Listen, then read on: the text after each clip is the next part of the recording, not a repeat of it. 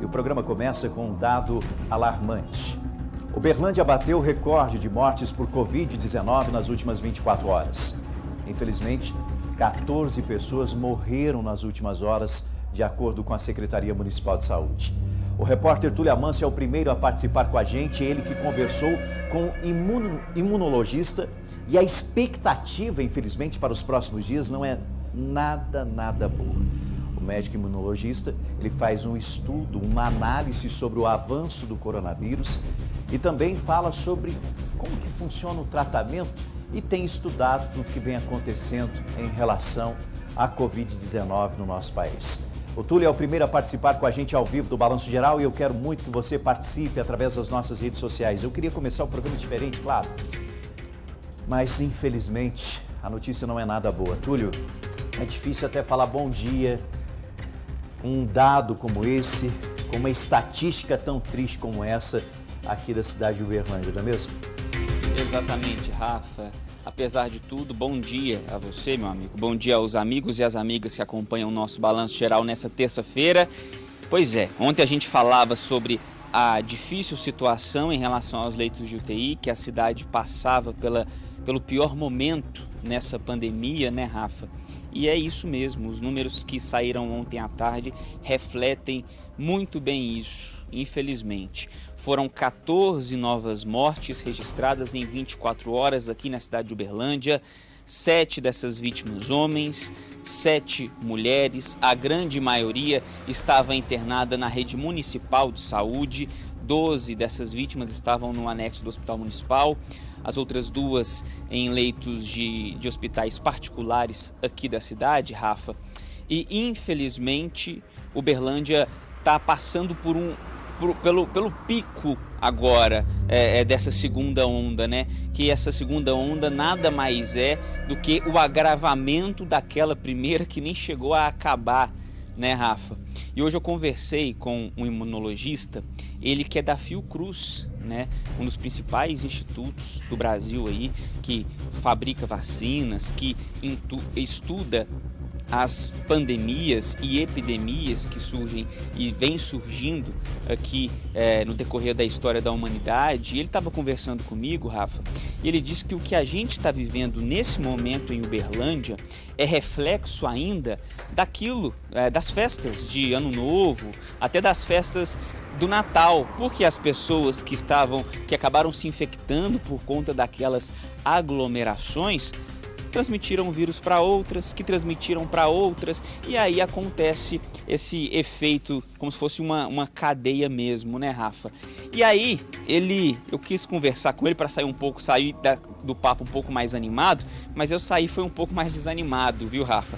Porque ele estava me dizendo que por conta dessas festas clandestinas de carnaval que a gente sabe que tem acontecido, todo mundo sabe que o que há de festas clandestinas aqui em Uberlândia e na região não está escrito. E essas festas podem acabar gerando uma outra onda tão grave quanto essa que a gente está vivendo. Então, se agora a gente já encontra a cidade com esse tanto de vítimas fatais, com esse tanto de leito ocupado, se o pessoal não começar a se cuidar e ter consciência, a situação vai sim ficar mais grave, Rafa. Só para você ter ideia, a gente, a coisa de 17 dias, a gente estava noticiando que Uberlândia tinha passado das 800 vítimas, né? Nesse dia o boletim saiu aí há 17 dias, 806 vítimas.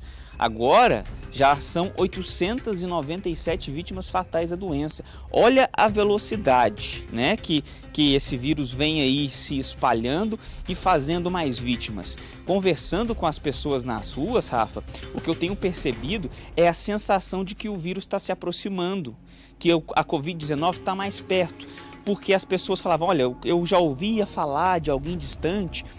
Agora todo mundo, meu parente teve, meu amigo teve, então o vírus está mais próximo. Isso não tem como discutir e é uma sensação que eu tenho sentido da população, viu, Rafa? E uma outra questão muito importante é essa nova variante, né, do novo coronavírus. Na verdade são várias, variantes. O vírus ele sofre diversas e diversas mutações e tem 3 chamando a atenção do mundo, né, que é essa nova variante da África do Sul, a do Reino Unido e a brasileira, que está sendo chamada de variante de Manaus. Ainda não é comprovado que esse vírus esteja circulando aqui no Brasil, mas, ou melhor, aqui em Minas Gerais, né, porque no Brasil já está. A Secretaria de Estado de Saúde diz que não tem nada comprovado ainda e tudo mais, mas a gente sabe que, né, alguns pacientes que vieram para Uberaba vieram com essa nova variante. A Juliana Leal vai falar mais sobre isso hoje no Balanço Geral. Então, há uma grande possibilidade, segundo esse virologista que eu conversei, dessa nova cepa, essa variante de Manaus, já está por todo o Brasil. E a gente não pode dizer, porque não há nada que comprove, que ela seja mais severa, mais grave que as outras variantes. Mas já dá para saber que ela é transmitida de uma forma mais rápida. E isso acaba, consequentemente, deixando mais pessoas internadas e mais pessoas em estado grave. Aí que está o problema. A gente vai trazer uma reportagem completa, ouvindo um especialista, que é quem entende mesmo sobre o avanço do vírus. E a gente separou um trecho agora, que ele fala sobre a aglomeração do carnaval, o perigo que isso pode representar para uma cidade e uma região que já enfrenta essa situação de muitas vítimas e leitos de UTI lotados. Vamos ouvir. Agora, nesse momento de carnaval, que é mais um momento de celebração, um momento de folga, em que as pessoas estão de folga, o que tem acontecido? Não só as festas clandestinas, as festas clandestinas ou festas em geral, permitidas elas ou não permitidas, fazem com que as pessoas se aglomerem, as taxas de transmissão do vírus aumente. Exatamente, a situação pode piorar nesse momento se as pessoas não se conscientizarem e permanecerem em casa nesse período. Possivelmente haverá um aumento considerável nas curvas de transmissão e também no colapso, a probabilidade do colapso nos sistemas de saúde. Esse é o médico Rafael Rezende. E hoje no Balanço Geral, como explicou muito bem o Túlio Amanso, nós vamos trazer todos os detalhes e essa conversa que nós tivemos com ele. Ele que tem estudado a doença, é especialista, médico imunologista, conhece muito bem o que nós estamos enfrentando. Então hoje no Balanço Geral nós vamos detalhar essa conversa que nós tivemos com esse médico e ele vai explicar direitinho e também trazer toda essa preocupação e algo que nós estamos sentindo e estamos percebendo aqui em Uberlândia de acordo com as nossas autoridades municipais. Você que está chegando, acompanhando o nosso Balanço Geral, hoje o programa começou diferente, falando sobre um número alarmante, infelizmente um recorte que nós não queríamos. Uberlândia teve um recorde de mortes nas últimas 24 horas, nós nunca tivemos tantas mortes em um dia, foram 14 mortes. E você percebeu também sobre a participação do nosso querido Túlio Amanso que nós vamos falar sobre essa variante, a possibilidade da variante de Manaus do coronavírus estar também na nossa região e no nosso estado. A nova variante do coronavírus foi detectada em pacientes que haviam sido transferidos do Amazonas para a cidade de Uberaba. Lembra? A gente acompanhou, fez uma grande cobertura em relação a isso, a esse tratamento que estava acontecendo no Triângulo Mineiro. A Juliana Leal tem as informações também ao vivo no nosso Balanço Geral para participar e se confirmar, né? E confirmar exatamente isso que disse os especialistas. Tudo bem, Ju? Bom dia. Oi, Rafael, bom dia para todo mundo que nos acompanha aqui no Balanço Geral, desculpa.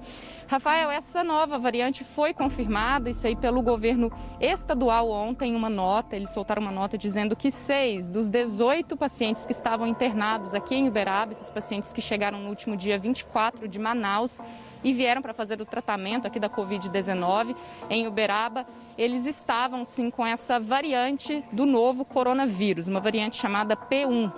Esse resultado saiu 20 dias depois, né, da coleta e dos exames, eles que chegaram dia 24, dia 25 eles já tiraram as amostras e enviaram para a FUNED, né, lá em Belo Horizonte, para que esse teste de sequenciamento genético fosse feito e, de fato, né, eles saberem se essas pessoas estavam ou não com essa variante que já tinha sido registrada, né, notificada oficialmente lá em Manaus. Então, eles tomaram todo o cuidado, como já existia essa possibilidade, de isolar os pacientes em 2 alas, né, tanto de UTI e enfermaria aqui no Hospital Regional, para que eles não ficassem juntos com os demais pacientes do Triângulo Sul aqui na nossa macro-região, né, que são atendidos no Hospital Regional, que é exclusivamente para o atendimento da Covid-19. Então, agora com esse resultado, Rafa, o governo estadual ainda aproveitou para certificar, para confirmar que mesmo com esse resultado, né, que confirma a nova variante nos pacientes manauaras, não existe nenhuma confirmação de que essa variante esteja circulando no estado de Minas Gerais. Daqui a pouco a gente volta a falar sobre esse assunto. Daqui a pouco você volta e também nós vamos trazer os números da doença aí na cidade de Uberaba. Lembrando você de casa, mesmo com essa confirmação desses pacientes vindos de Manaus para o Triângulo Mineiro, a gente sabe muito bem que infelizmente essa variante, pelo que dizem os especialistas e pela velocidade de transmissão, logo estaria aqui na nossa região, estaria no nosso estado, até porque foi confirmada já a nova variante no estado de São Paulo, na capital paulista, que é tão ligada aqui ao Triângulo Mineiro, a cidade de Uberlândia e também a cidade de Uberaba. É assunto que eu vou tratar hoje. Eu quero você participando, por favor, através das nossas redes sociais. Toda a família que está já se preparando para almoçar, venha participar com a gente. Francisco Luz, Jones Ribeiro, Eliane Ferreira, Juliana Silva, Sandra Maria, Cleiton Carrara, alô Maria de Fátima, alô Mário Silva, acompanhando o nosso balanço geral. A Cristiane Medeiros, muito obrigado. O Reginaldo também participando com a gente. A Cleia Panerari, eu quero todo mundo participando. Fique à vontade para dar sua opinião, contrária, a favor. Nós estamos aqui num país democrático, nós queremos saber o que você pensa em relação a tudo isso que a gente vem enfrentando. E principalmente, o que fazer? O que fazer? Lembrando, em Uberlândia a situação das UTIs da cidade está extremamente cheia, lotada, são pouquíssimas as vagas, assunto que também nós vamos trazer hoje no nosso programa. E o problema não é só em Uberlândia, o problema é na nossa região também. Infelizmente, ontem a gente já vinha falando aqui no nosso programa sobre cidades vizinhas que estão em colapso, não sabem mais o que fazer e contando, inclusive, com a ajuda de outras cidades, de outros municípios e, claro, autoridades do estado para tentar resolver esse problema. Resolver a falta de leitos, a falta de estrutura para atender tamanha demanda. Por exemplo, 11 mortes foram registradas na cidade de Coromandel. Vou repetir. 11 mortes foram registradas na cidade de Coromandel, de acordo com o último boletim. 11 mortes para uma cidade pequena. Inclusive, lá em Coromandel, hoje o secretário estadual de saúde está na cidade, algumas medidas restritivas foram adotadas na cidade e hoje no Balanço Geral eu vou trazer todos os detalhes em relação a isso. Vou explicar para você como é que está a atual situação da cidade, o que está sendo feito com os pacientes que são internados lá ou procuram uma unidade de saúde. E o que essa visita do secretário estadual de saúde traz de positivo para a cidade? Que medidas serão adotadas? Já aqui no nosso Balanço Geral a gente vai falar especificamente sobre a querida cidade de Coromandel e também outras cidades do Alto Paranaíba. Agora, medidas mais restritivas, mais rígidas estão sendo adotadas em várias cidades da nossa região. Por exemplo, em Ituiutaba tem novidades, tem um novo decreto. A Ellen Vilela também traz as informações sobre esse assunto. Praticamente tudo fechado em Ituiutaba por causa da Covid-19, não é mesmo, Ellen? Boa tarde para você. Rafael, boa tarde para você, boa tarde a todos. Infelizmente, a cidade de Ituiutaba passa por uma situação muito grave. A prefeita Leandra Guedes, ela editou, né, um decreto e assinou ontem, foi publicado já, dando um direcionamento mais rígido ao combate ao coronavírus, à disseminação do vírus. Nesse decreto, existem aí todas as especificações de segurança biosanitária e também de orientação para o comércio. Se essas restrições não forem seguidas, a Polícia Militar vai atuar e também outras autoridades para que o comércio só abra a loja essencial, por exemplo, farmácia. Outros comércios também vão abrir, mas são comércios essenciais. Daqui a pouco todos os detalhes desses comércios. Agora, o que acontece, Rafael, em Ituiutaba? 142 tijucanos morreram por complicações da Covid-19. 142 desde o começo da pandemia. Hoje são mais de 5.800 infectados. A cidade só tem 2 leitos para atender doentes que vêm de Ituiutaba também, claro, e de outras cidades, porque Ituiutaba é referência. Não tem leitos, inclusive, na rede particular. Então a situação está complicada na rede pública, na rede particular, por isso que a prefeitura adotou essas medidas mais rigorosas para conter o avanço do coronavírus no município de Ituiutaba, Rafael. São medidas que são parecidas com o que aconteceu em Uberlândia no começo, lembra? Quando fechou tudo praticamente, só funcionava o essencial. São medidas parecidas, né? O que vem sendo feito lá na cidade de Ituiutaba em relação ao combate à Covid-19. Obrigado, Ellen Vilela. Daqui a pouco você volta para trazer outras informações e participar com a gente. Eu quero você participando. O que você pensa? Você acha que esse tipo de medida realmente é a única forma de resolver? Nós temos que fechar tudo mesmo? O que você acha que precisa ser feito para evitar o avanço da Covid-19? Hein, meu amigo, minha amiga? Deixa eu agradecer a Roseli acompanhando o nosso Balanço Geral, a Tassiana Alves, a Sueli Camargo, a Célia, a Cindy acompanhando a nossa programação, Douglas Costa também participando. Eu quero que você fique à vontade. Tem muita gente questionando, Rafael, tem muitos problemas que precisam ser solucionados aqui em Uberlândia para evitar o avanço da Covid-19. Tem gente que relata aqui sobre o transporte público, sobre as festas clandestinas. Agora, será que fechando tudo também o comércio vai resolver o problema ou vai agravar ainda mais a situação econômica do nosso estado e também da cidade de Uberlândia para muitos empresários e trabalhadores? É tão difícil essa balança, não é mesmo? Tão difícil.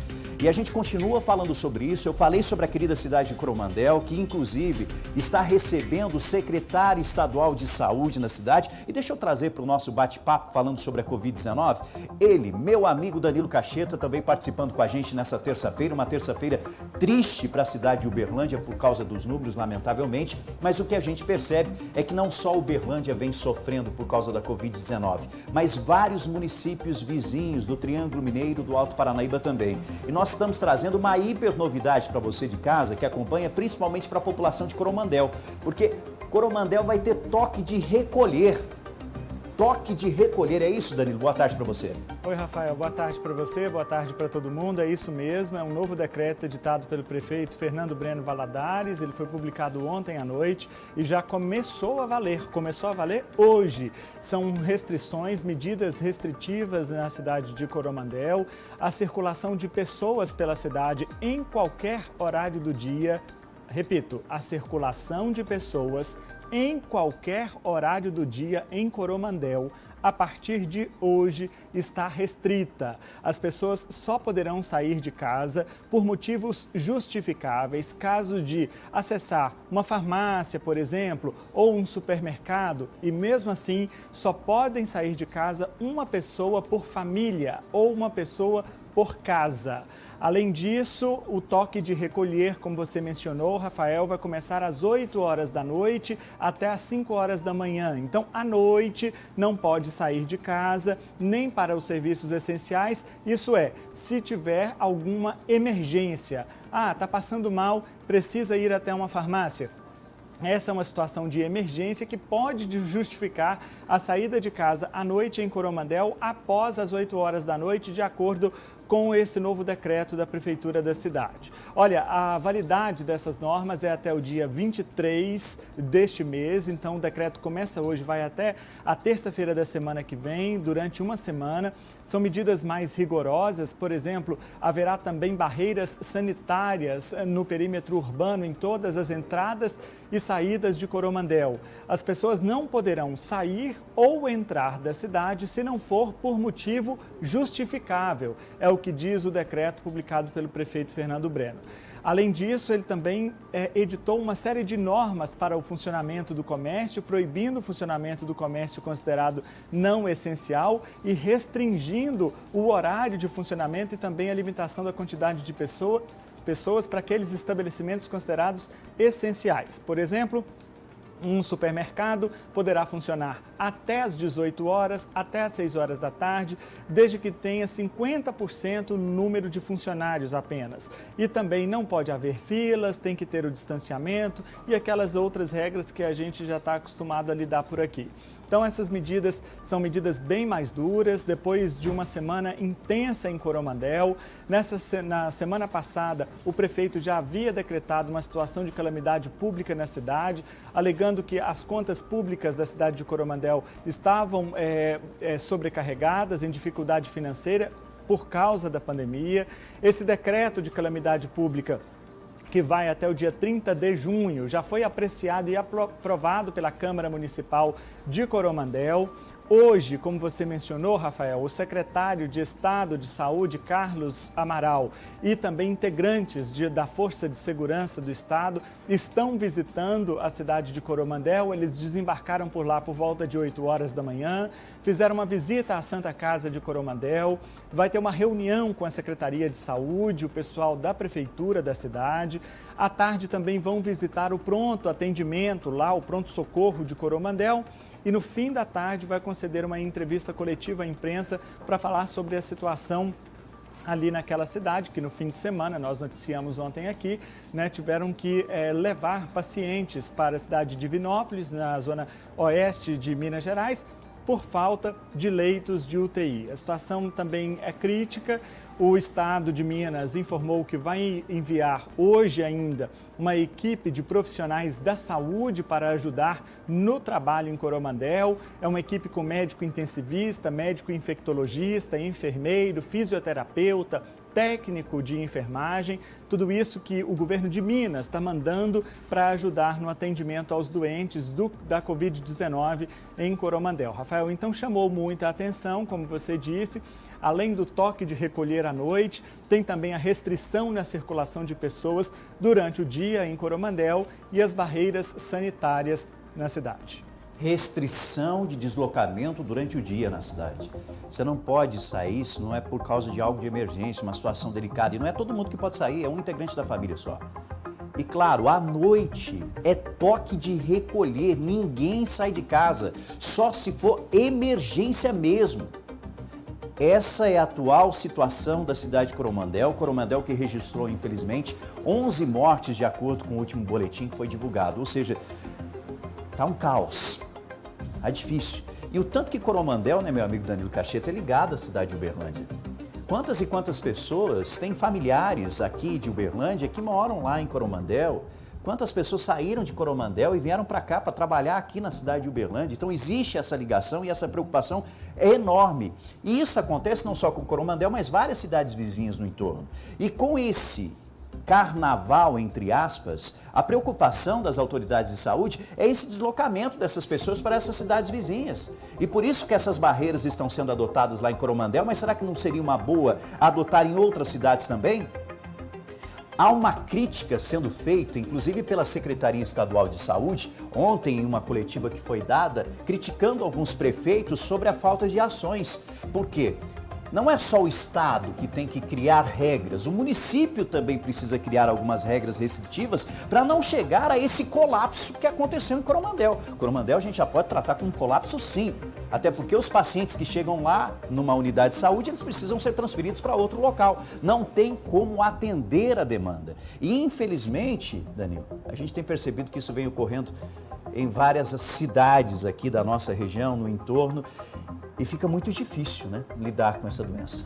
Sem dúvidas, Rafael. E eu acho que a situação de Coromandel me permita aqui eu até fazer a leitura de algum trecho desse decreto, porque é um decreto, no mínimo, surpreendente, também inovador, pela forma mais rígida, mais agressiva que nós o prefeito... Nós não tínhamos visto isso, inclusive, no nosso estado. Perfeitamente, teve que adotar. Então, assim, para não restar dúvidas sobre alguns pontos, eu quero fazer a leitura aqui literal mesmo de alguns trechos desse decreto, para a gente ver. Olha só, a respeito da barreira sanitária que eu mencionei, está no artigo 20 do decreto. Haverá barreiras sanitárias em todas as entradas e saídas do perímetro urbano de Coromandel, com a finalidade de orientar e fiscalizar o usuário sobre as medidas de prevenção e contenção à Covid-19. Sendo que, esse é o detalhe mais relevante, Rafael, sendo que ninguém poderá entrar ou sair do município a não ser por motivo justificado.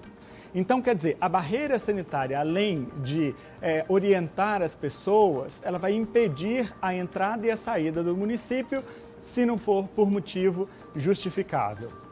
A respeito daquela outra situação que nós mencionamos aqui, que também chamou a atenção, que é a questão da restrição na circulação de pessoas durante o dia. Me permita também fazer aqui a leitura do decreto. Fica instituída a restrição provisória da circulação de pessoas no período de 16 de fevereiro a 23 de fevereiro, salvo por motivo devidamente justificado e correlacionado aos serviços e atividades essenciais. Nesta hipótese, sendo permitido o deslocamento de uma pessoa da família ou por unidade residencial. E aí, mais para frente, nesse mesmo decreto, ele fala também da questão do toque de recolher. O toque de recolher, ele está proibido, olha só, está no artigo 10. Fica determinado o toque de recolher no prazo compreendido, aí repete o prazo, 16 de fevereiro a 23 de fevereiro, das 8 da noite às 5 horas do dia seguinte, exceto quando necessário o acesso aos serviços essenciais. Então, eu fiz a leitura aqui exatamente como está no decreto, que eu já tinha explicado anteriormente, mas é para não restar dúvidas ao nosso telespectador sobre essas medidas que chamaram a atenção de toda a região, exatamente por conta da situação da doença lá em Coromandel. Agora, o secretário estadual de saúde, Carlos Eduardo Amaral, está na cidade de Coromandel, como você explicou, desde as primeiras horas da manhã, chegou de manhã lá na cidade e essas ações, inclusive, estão sendo publicadas agora. A gente não sabe se tem uma influência direta do secretário ou da vinda dele até a nossa região, mas a pergunta que eu quero fazer é o seguinte: você tem acompanhado a agenda do secretário, você sabe como que vai ser aí o trabalho dele durante hoje, durante o dia e durante a tarde. Existe a previsão de visita do secretário a outras cidades da nossa região? Até porque nós sabemos que não é só Coromandel que vem enfrentando esse problema devido à Covid-19. Sim, Rafael, estava marcada a visita do secretário Carlos Eduardo Amaral à cidade de Coromandel em virtude do que aconteceu no fim de semana com a necessidade até de transferência de doentes para Divinópolis. Então ele agendou essa visita hoje a Coromandel, está acontecendo hoje, o secretário desembarcou lá no início da manhã, vai ficar durante todo o dia, como eu disse há pouco. Aí, ontem, Uberlândia registrou, como a gente já informou aqui, o maior número de mortes em 24 horas desde o início da pandemia. Foram 14 mortes. Diante desse resultado, o secretário também decidiu vir a Uberlândia. Então, amanhã tem uma agenda prevista do secretário de Saúde aqui para a cidade de Uberlândia, onde, entre outras coisas, ele deve se reunir com o prefeito Adelmo Leão. Ontem à tarde, Rafael, o secretário Carlos Eduardo Amaral, os gerentes regionais das Superintendências de Saúde de Uberlândia e Ituiutaba e também representantes da Polícia Militar, do Corpo de Bombeiros e dos 27 prefeitos que integram a região do Triângulo Norte, aquela divisão que o Estado fez, são 27 cidades nessa macro-região do Triângulo do Norte. Eles fizeram uma reunião virtual para discutir o problema da pandemia da cidade. Foi quando, provavelmente, o prefeito Adelmo Leão, que também participou desta reunião, informou o secretário sobre os números alarmantes que chegariam mais tarde no boletim que foi divulgado pela Prefeitura de Uberlândia. Então, essa decisão de o secretário também fazer uma visita à cidade de Uberlândia amanhã. O Comitê de Enfrentamento à Covid-19 em Uberlândia está reunido neste momento, discutindo a questão dos números. Essa reunião acontece todas as terças-feiras, já é uma reunião ordinária, né? Ela acontece semanalmente para avaliar os números. E há uma expectativa de que, à tarde, no fim da tarde, após essa reunião do comitê, o secretário de Saúde ou o próprio prefeito Adelmo Leão deve fazer um pronunciamento à imprensa, exatamente porque as medidas de restrição do funcionamento do comércio, aquelas que só podem funcionar até 6 horas da tarde, no fim de semana não pode e tal, elas têm validade só até amanhã, conforme a própria prefeitura divulgou na sexta-feira da semana passada. Então, e agora? E a partir de agora vai acontecer o quê?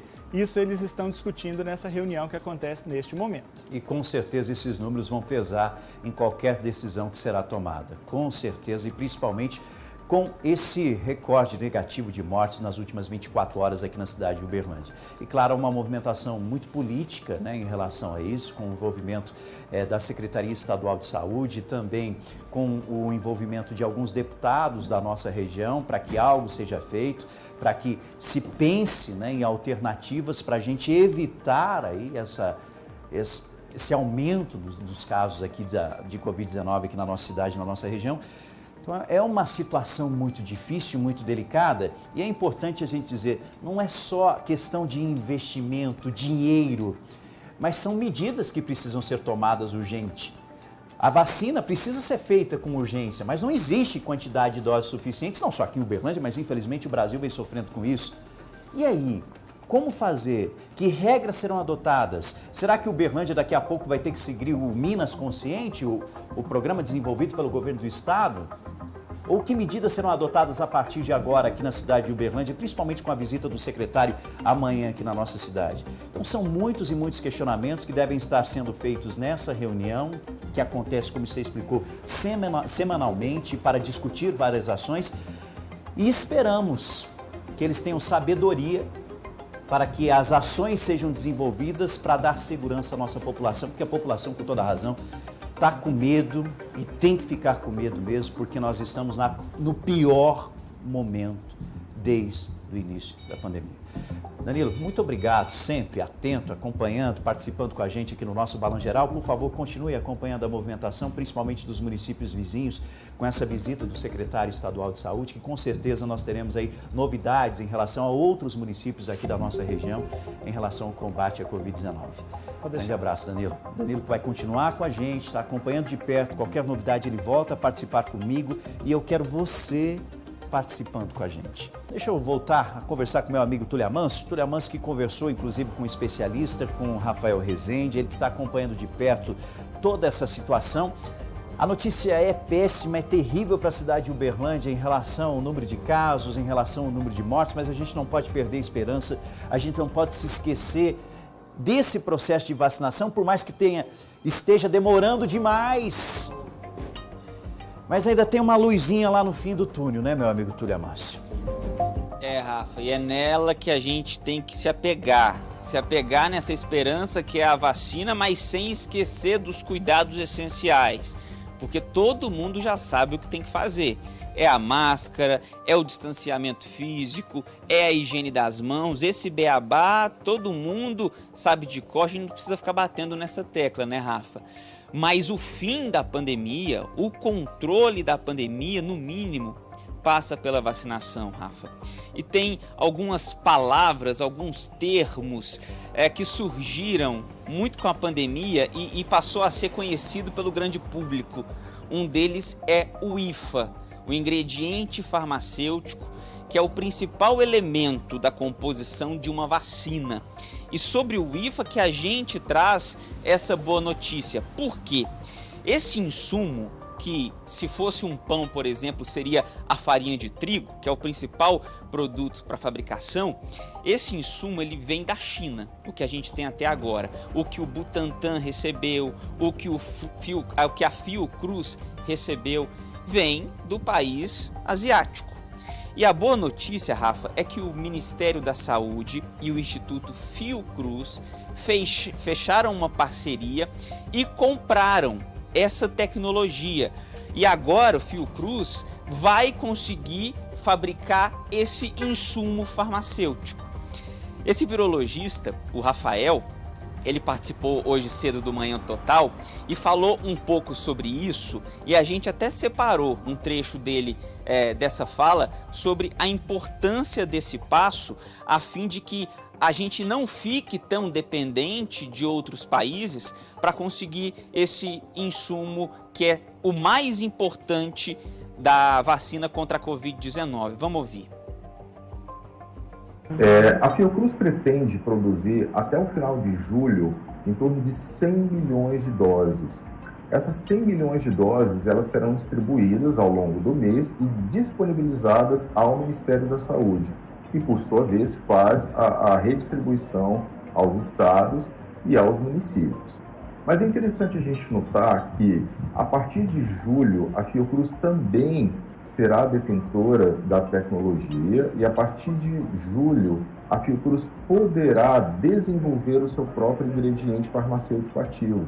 Por quê? Porque o Ministério da Saúde, em parceria com a Fiocruz, fez a compra dessa tecnologia. Ou seja, a gente, usando aquela analogia novamente, a receita do bolo, né, ou do pão, então, o ingrediente farmacêutico ativo é a farinha que a gente precisa para fazer o pão. E a partir de julho, a Fiocruz poderá fazer essa própria farinha, né, o ingrediente farmacêutico ativo, e possivelmente, ao longo dos meses, a nossa dependência com os países produtores desse ingrediente farmacêutico ativo, ela começa a reduzir e começa a diminuir, e o Brasil se tornará autossuficiente nessa produção. Então, só para ficar claro, Rafa, a Fiocruz começou a envasar o imunizante agora com o IFA que veio da China. O nosso IFA, digamos assim, o que vai ser fabricado no Brasil, é a partir de julho. E há esse compromisso, esse contrato com o Ministério da Saúde, que o Instituto Fiocruz entregue até julho 110 milhões de doses do imunizante.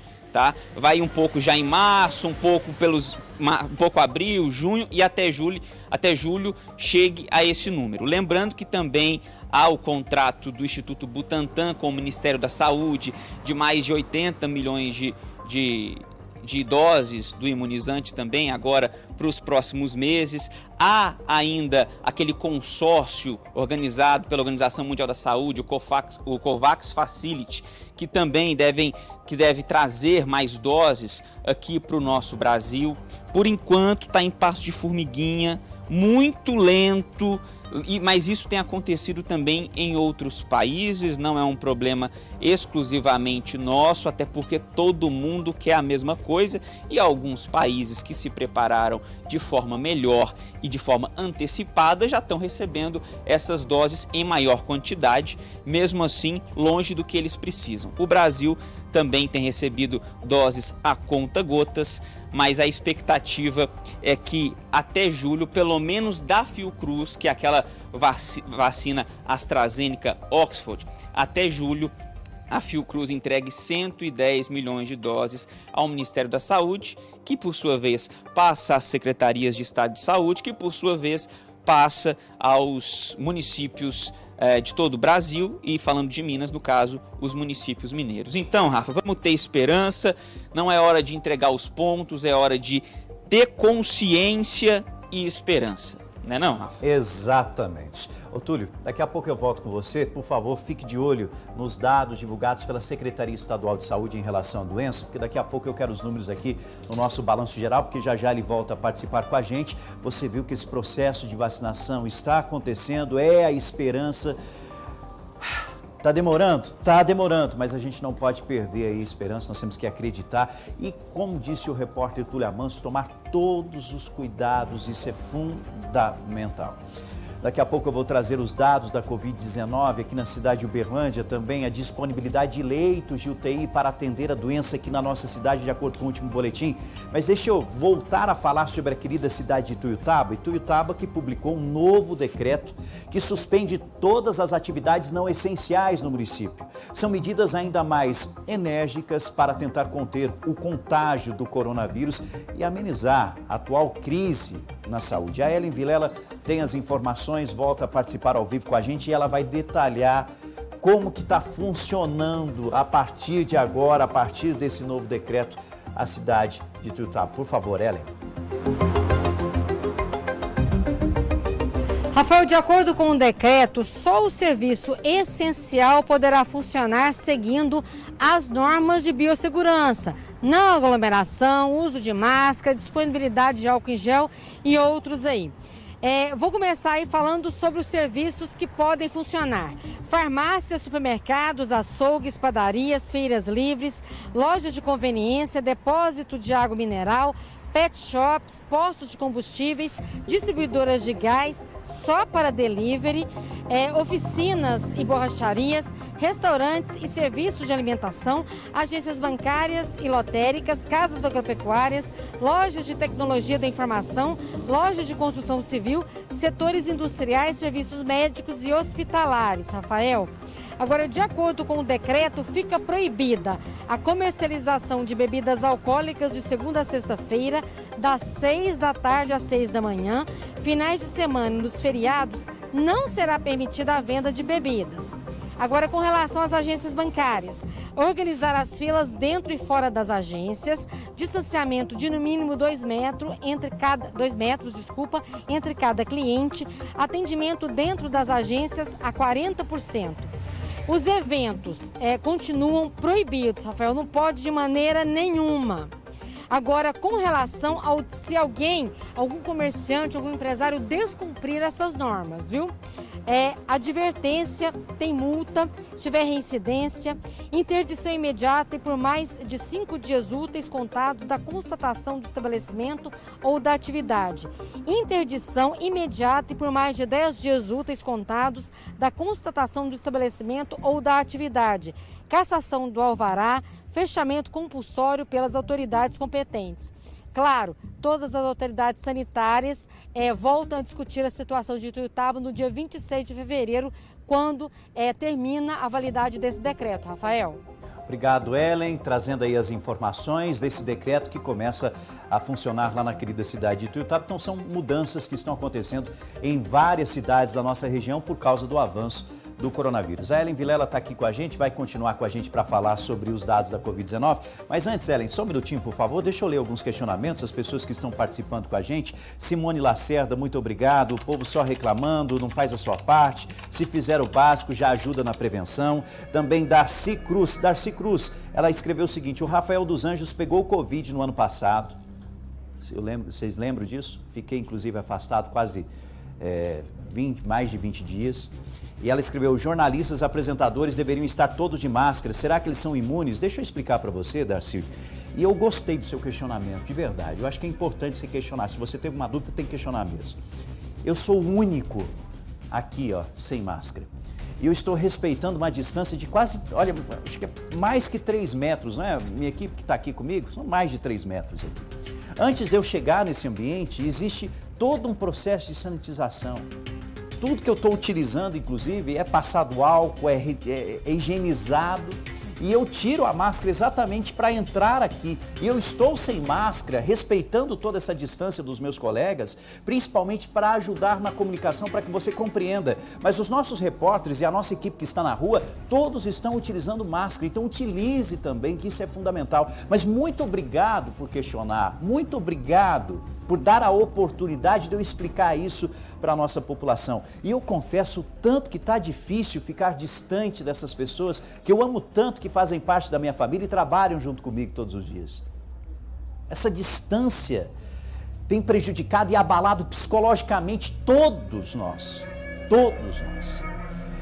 Deixa eu agradecer o Wesley acompanhando o nosso Balanço Geral, o Paulo Martins, o Márcio Silva. Tá difícil, né, Rafa? Tá difícil. A Elisete, só Deus na nossa vida, muita tristeza. Sandra Camargo acompanhando a nossa programação. Tati Souza, as pessoas precisam ter consciência do que estamos vivendo, viu? Luiz Araújo, proibir circulação de gente à toa na rua, festas não acontecer, ter cadeia para isso. Também quem está comigo é o Tom Rodrigues, muito obrigado. Ricardo Ferreira, são tantas e tantas pessoas que fiquem à vontade para participar, para questionar e principalmente para a gente falar o seguinte: o que fazer? O que as nossas autoridades precisam fazer para acabar com o avanço da doença aqui na nossa região? Vamos falar sobre a Covid? Vamos falar sobre os números? Por que a gente vem explicando, falando sobre tudo isso aqui no nosso programa? A minha amiga Ellen Vilela, na tela do Balanço Geral, é a primeira a participar desse giro. Ela que tem os números oficiais da Secretaria Municipal de Saúde de Uberlândia. Preste atenção sempre lá no roxinho, que é a preocupação que diz sobre os leitos de UTI aqui na nossa cidade. Ellen?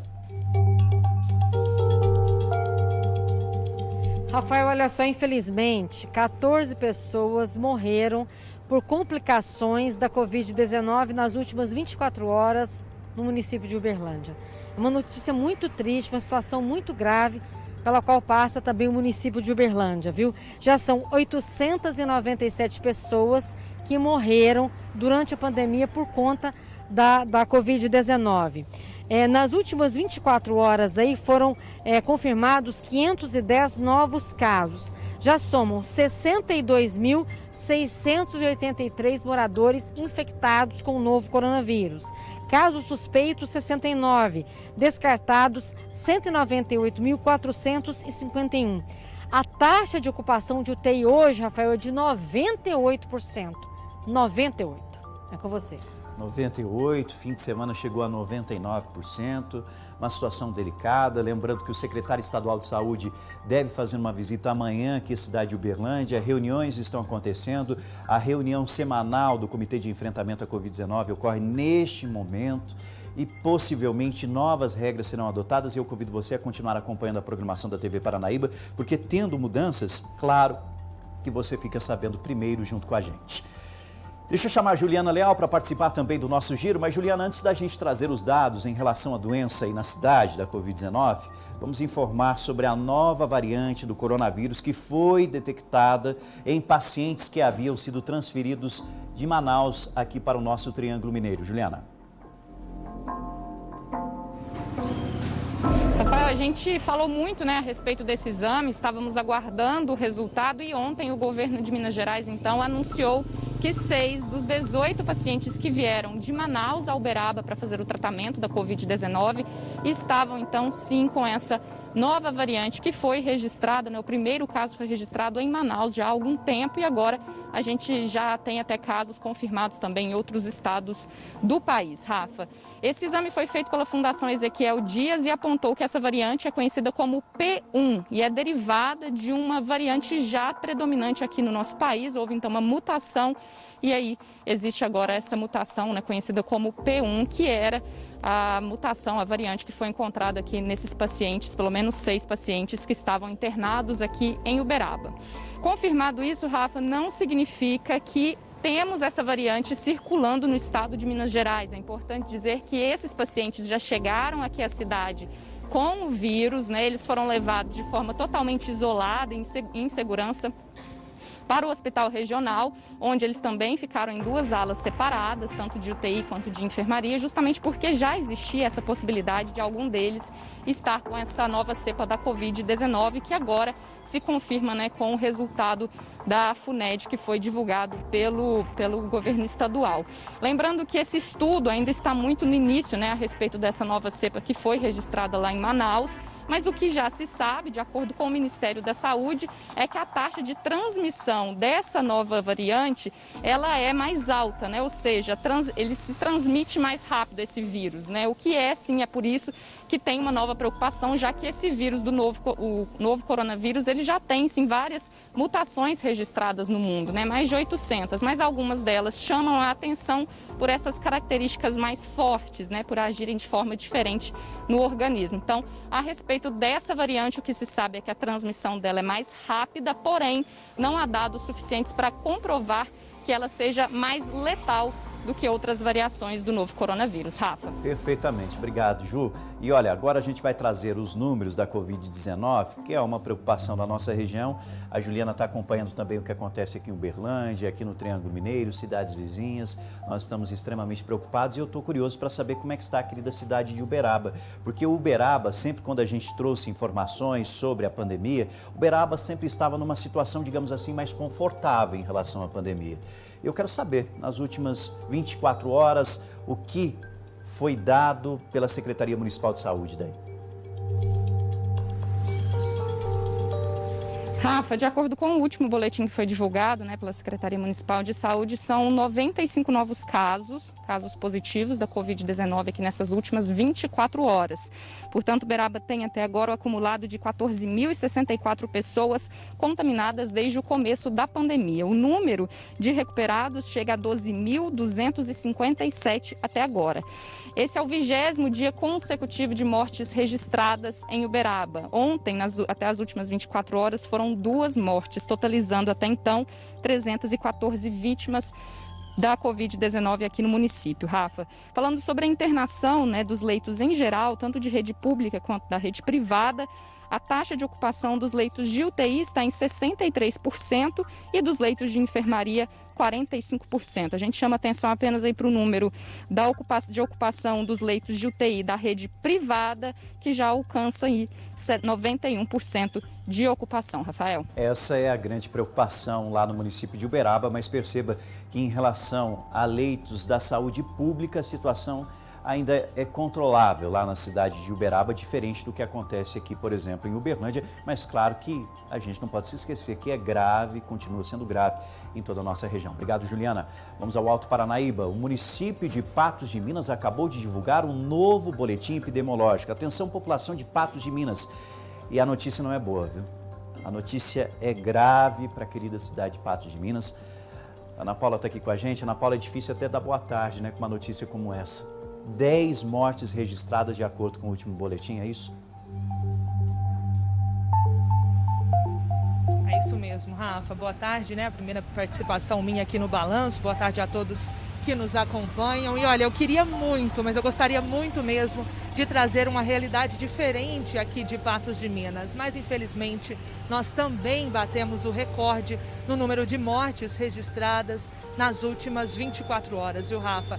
Também recorde no número de novos casos, foram mais 281 casos positivos nesse mesmo período e também recorde no número de infectados. Já são quase 1.400 pessoas que estão em quarentena domiciliar aqui em Patos, ainda estão com o vírus ativo, viu? São estatísticas realmente muito tristes de noticiar, Rafael, e como você disse, foi atualizado agora há pouco o boletim epidemiológico aqui do município, nós tivemos acesso a ele e esse boletim traz também outros dados, como por exemplo, o número total de casos confirmados da doença aqui na cidade desde o início da pandemia, que agora já é 7.353, Rafa. Desse total, 5.752 casos já foram tratados, porém 1.398 ainda estão se recuperando da doença. 51 patenses estão internados em leitos clínicos e 26 estão em estado mais grave, internados em leitos de UTI, Rafael. E desde o início da pandemia, 125 pessoas já perderam a vida em decorrência da Covid-19 aqui em Patos de Minas, Rafa. Dados preocupantes, e com esses dados a gente consegue ter também um panorama do que acontece no Alto Paranaíba, até porque Patos de Minas é uma cidade referência do Alto Paranaíba, né? É a principal cidade ali do Alto Paranaíba e a gente percebe através desses números o que vem acontecendo também em cidades no entorno, por isso que é uma preocupação, né? Por isso que nós estamos vivendo tudo isso. Triste, viu? Obrigado, Ana Paula, pelas informações. Eu volto com o nosso repórter Túlio Amâncio, como eu pedi para ele atualizar os números divulgados pela Secretaria Estadual de Saúde. Reiterando mais uma vez, o secretário de Saúde está lá em Coromandel neste momento. Hoje à tarde deve ter, inclusive, uma coletiva de imprensa para informar sobre as ações que estão sendo realizadas lá na cidade. E amanhã, na agenda do secretário Estadual de Saúde, a visita aqui à cidade de Uberlândia. Mas vamos falar sobre os dados que foram divulgados, então, pelo Estado em relação à doença. Pois é, Rafa. Os números divulgados pelo Estado, eles enfrentam aquela questão que a gente sempre alerta no balanço geral, que é a demora para atualizar os dados. Porque, segundo esse último boletim, Minas tem 16 novas mortes por Covid-19. Mas se a gente for olhar só algumas cidades da nossa região, a gente já vê que o número é bem pior. Por exemplo, 14 em Uberlândia, 11 em Coromandel, 10 em Patos de Minas. Já passa muito desses 16 novos óbitos, né, divulgados pela Secretaria de Saúde. Mas, de qualquer forma, a gente consegue ter uma noção do que vem acontecendo no estado de Minas Gerais através desses números, mesmo que eles estejam, de certa forma, desatualizados. Porque, segundo o último boletim divulgado, Rafa, pela Secretaria de Estado de Saúde, são 811.742 casos de Covid-19 do início da pandemia até aqui. Isso representa, nas últimas 24 horas, segundo esse levantamento do Estado, mais 3.049 casos. Com essas 16 novas mortes que o boletim traz, Minas Gerais atinge 16.903 mortes por Covid-19 do início da pandemia até aqui. Nesse momento, segundo o Estado, 57.649 pessoas estão enfrentando a Covid-19 e, felizmente, mais de 737 mil pessoas, 737.190 pessoas superaram a doença. Rafa. Agora, Túlio, aproveitando, a gente falou sobre o processo de vacinação, o quanto que é importante, a luz no fim do túnel, né, como a gente falou aqui no nosso programa, sobre também os insumos que serão produzidos agora no nosso país, que também é muito importante. Mas tem dados em relação à vacinação aqui no nosso estado? O governo do estado também divulgou isso? Tem sim, Rafa. Inclusive, o amigo e a amiga do Balanço Geral pode acompanhar diariamente o avanço da vacinação em Minas Gerais pelo vacinômetro que a Secretaria de Saúde divulga no site da Secretaria de Saúde mesmo. Só jogar Saúde MG no Google que você é direcionado ao site da Secretaria e lá tem esse vacinômetro que eles estão atualizando diariamente. O que a gente pode trazer, Rafa, é que segundo a Secretaria de Estado de Saúde, pelo menos com a primeira dose, Minas Gerais já contemplou 52,19% das pessoas que fazem parte desse grupo prioritário. E nós separamos aí essa divisão das doses. Receberam a primeira dose da vacina, segundo o Estado, a primeira dose, 100% das pessoas com deficiência institucionalizadas, que estão em algum abrigo. A partir dos 18 anos de idade, 82% da população indígena recebeu a primeira dose, ainda 54,11% dos idosos em asilos e 52,27% dos profissionais da saúde receberam a segunda dose. Agora, da segunda dose, Rafa, foram 27% das pessoas com deficiências em abrigos, 28,39% da população indígena com mais de 18 anos, 22,13% de idosos em asilos e 13,73% dos profissionais da saúde. Então, no total, ficou assim, Rafa, 52,91% do primeiro grupo vacinado com a primeira dose da vacina, 14,36% do público-alvo imunizado com a segunda dose. Lembrando que, por determinação do Ministério da Saúde, todo mundo que tomou a primeira dose já tem a segunda dose garantida. Rafa. Túlio Amâncio junto com a gente, trazendo aí os dados, sempre atento, grande amigo Túlio Amâncio, e vai continuar aqui no nosso Balanço Geral. Fechando, você que está chegando agora, acompanhando o nosso programa, a gente tem falado muito sobre a Covid-19, obrigado, viu, Túlio? Falando sobre esse recorde negativo aqui para a cidade de Uberlândia, 14 mortes nas últimas 24 horas.